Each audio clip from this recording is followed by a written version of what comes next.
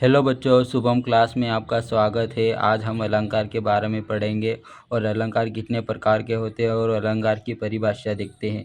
तो पहला टॉपिक है हमारा परिचय। अलंकार का परिचय देखते हैं। अलंकार दो शब्दों से मिलकर बना है, अलम धन कार।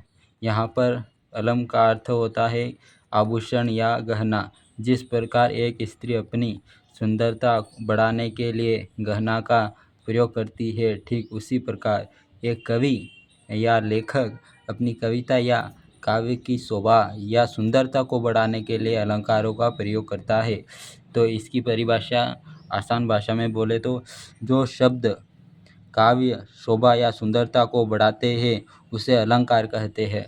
अलंकार कितने प्रकार के होते हैं? अलंकार तीन प्रकार के होते हैं, शब्दालंकार, अर्थालंकार तथा उभय अलंकार। तो शब्दालंकार की परिभाषा देखेंगे हम।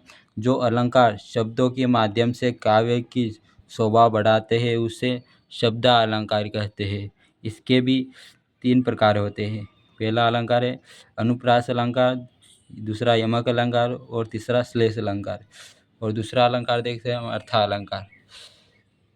जो अलंकार अर्थों के माध्यम से काव्य की शोभा बढ़ाते हैं उसे अर्थालंकार कहते हैं।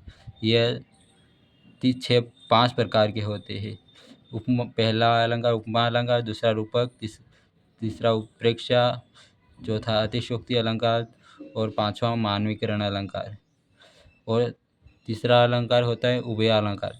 ऐसा अलंकार जिसमें शब्द अलंकार और अर्थालंकार दोनों मिलकर किसी काव्य की शोभा बढ़ाते हैं उसे उभय अलंकार कहते हैं।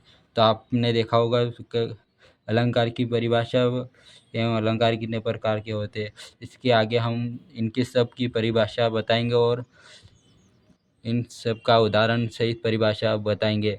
तो नेक्स्ट वीडियो का इंतज़ार करना।